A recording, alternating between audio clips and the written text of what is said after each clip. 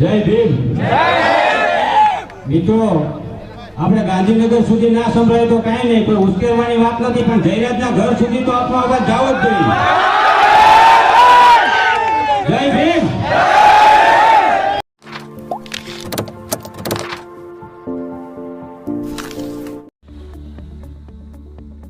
Subscribe now and press the bell icon. Never miss an update.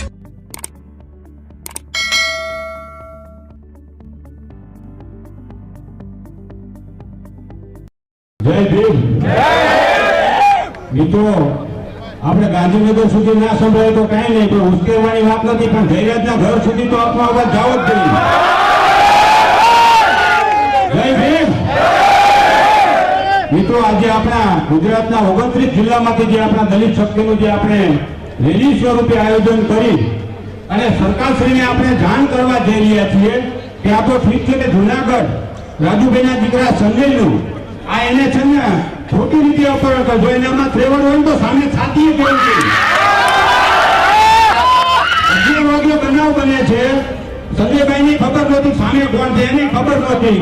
સંજયભાઈના પિતાશ્રી આપણા રાજુભાઈ એ જાણ એને ખબર પડે છે કે આ તો ભાઈ ગણેશ છે, પણ જો ગણેશ અસલ દરબાર હોય ને તો સામે ફેંકી લાવવું જોઈએ. એટલે મિત્રો આપણા કોઈ જ્ઞાતિ સામે લડાઈ નથી, પણ જે જયરાજનો છોકરો જે ગણેશ છે અને એને આવું કૃત્ય કર્યું છે, કાલ સવારે બીજા નાના માણસો કોઈ પણ સમાજના નાના માણસો સામે આવું કૃત્ય ના કરે એના માટે આપણે સરકારશ્રીને અને દરેકને વિનંતી કરીએ છીએ કે ફરીવાર ભવિષ્યમાં આવો ના બનાવ બને એના માટે આજે આપણે આપણી દલિત એકતા સમિતિ ભેગા થઈ અને સર્વ સમાજને વિનંતી કરીએ છીએ કે કોઈ પણ ધારાસભ્ય હોય કે મિનિસ્ટર હોય કોઈનો દીકરો આવું કૃત્ય ફરી ના કરે. બરાબર. બીજા નંબરમાં હમણાં વાત કરી પરસોત્તમભાઈ રૂપાલા વખતે આપણા દલિતમાંથી અમુક આગેવાનો ગયા હતા ત્યાં અને ક્ષત્રિય સમાજને પેલું સમર્થન આપ્યું હતું. આજે તમે જોઈ લો આપણો મોટો આપણો પ્રશ્ન છે, એક પણ ક્ષત્રિય સમાજમાંથી કોઈ જાહેરમાં બોલવા આવે તો મીડિયા સામે આવે કે ભાઈ આ વસ્તુ સાચી છે. કોઈ પણ છોકરાનું અપહરણ કરી એને નગ્ન કરી મારવો આ વસ્તુ સાચી છે, અમારો તમને પૂરો સપોર્ટ છે, એવો એક પણ ક્ષત્રિય બતાવો. માટે મિત્રો આપણે કોઈ સમાજની સામે લડાઈ નથી, પણ બીજા કોઈ નાના માણસો સામે આવું કૃત્ય ના કરે એના માટે આપણે ગોંડલના જયરાજના ગણેશ સામે વિરોધ છે. માટે આપણે સૌ સાથે એક મળીને લડીએ. જય ભીમ.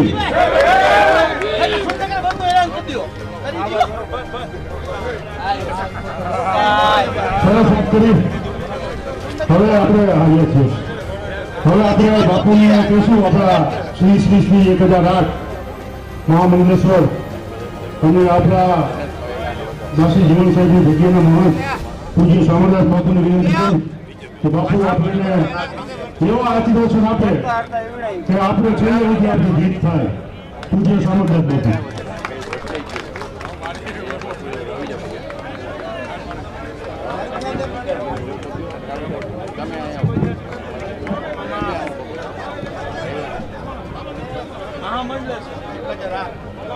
બાપુ આગળ લઈ લો થોડા.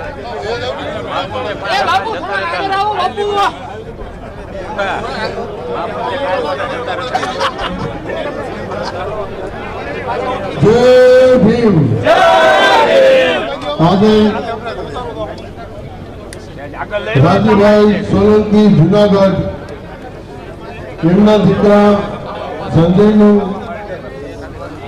જે અપહરણ કરી એમને જે માર મારવામાં આવ્યો, એમના ઉપર અત્યાચાર કરવામાં આવ્યો, એ બાબતમાં ગુજરાત ભરનો દલિત સમાજ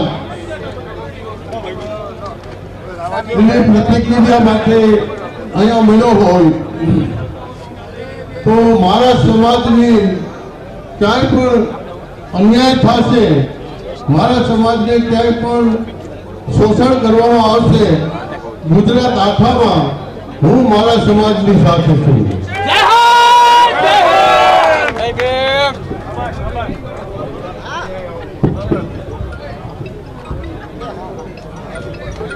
સરસ. બાપુએ સાથે હોવાનું કીધું ને એટલું ગમ્યું છે ભાઈ.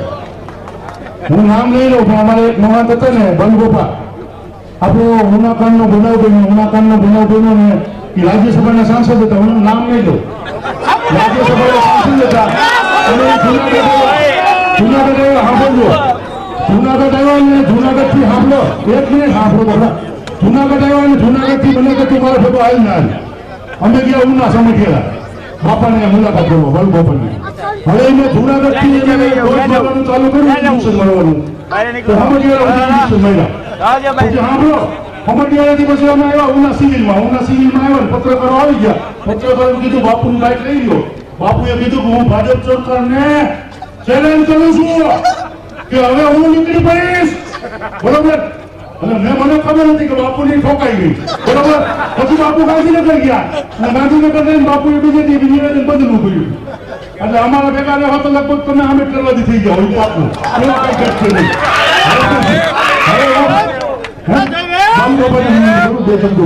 બાલુબાપા ક્યાં? આવો બાલુબાપા. ઉનાકાંડના સાંભળો. હા બાપુ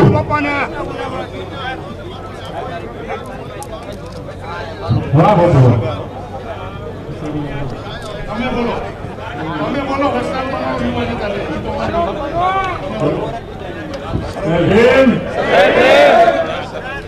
આજે આપણે ઉપર અત્યાચારો બહુ પણ ઘણા થાય છે સમાજ ઉપર, બરાબર. ને આપણે સહને કરીએ છીએ. જ્યાં ઉનાકાંડ કર્યું હતું ત્યારે સમાજનો હું બધાનો આભાર માનું છું. પણ ખરેખર આપણે જે આ સ્થિતિ એમાં રાજુભાઈ સોલંકીના કેસની બાબતમાં તમે પણ બધાને સાથ સહકાર રાખજો. રાજુભાઈની સામે તો જયરાજસિંહભાઈ એક જ છે લડવામાં. રાજુભાઈ કોઈ એક જ વ્યક્તિ છે.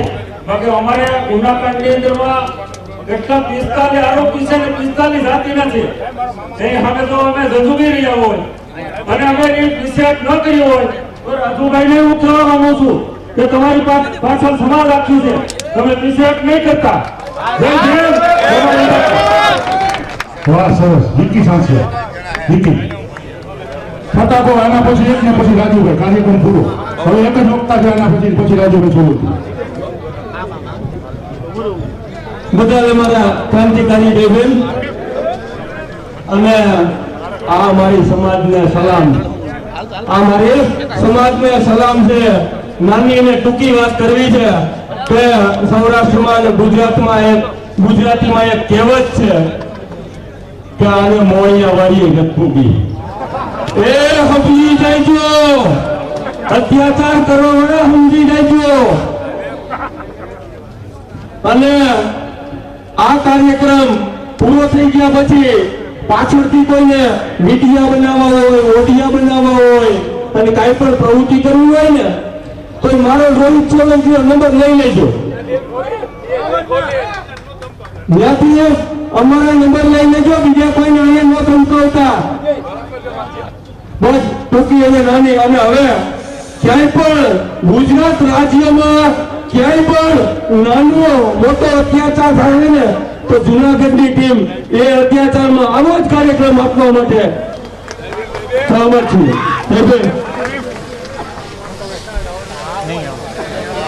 સરસ વાત કરી વિકીએ જયંતિભાઈ મકૈયા. ટૂંકમાં જો એક મિનિટ હવે મારા રાજુભાઈ છેલ્લા આવે છે. આના પછી રાજુભાઈ તૈયાર છે. સાથે જયદીપ કોઈ ભાષણ નથી કરવું. તમે લોકો ઘણા સમયથી ઉભા છો. તમને માત્ર એક શેર કેવો છે અને એ શેરમાં મારો સંદેશ છે कि हो गई है पीर पर्वत से अब पिघलनी चाहिए. दुष्यंत कुमार कि हो गई है पीर पर्वत से अब पिघलनी चाहिए. इस हिमालय से अब कोई गंगा निकलनी चाहिए. હવે ત્રાસ વધી ગયો છે. એટલે આજે બધા ભેળા થયા છે. એ ભેળા થયા છે એનો સંદર્ભમાં શેર કહું कि सिर्फ हंगामा खड़ा करना हमारा मकसद नहीं है. आज हमें भेगा किया ने कि खाली बेकारों करवा नहीं आएगा. सिर्फ हंगामा करना हमारा मकसद नहीं है. मेरी कोशिश है कि ये सूरत बदलनी चाहिए. તમારી જે નીતિ છે ને એ નીતિમાં ફેર પડવો જોઈએ. मेरी कोशिश है कि ये सूरत बदलनी चाहिए. और दोस्तों मेरे सीने में ना सही तेरे सीने में सही, लेकिन ये आग जो जली है ना, वो आग जलनी चाहिए, वो आग जलनी चाहिए। जय भीम।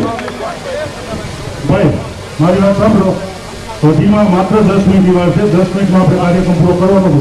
હવે જે વખતે કહું એક મિનિટ જ લેશે, રમેશભાઈ આવી જાવ, બોલો એક જ મિનિટમાં, પછી મને નામ આપો એને પછી Subscribe now and press the bell icon. Never miss an update.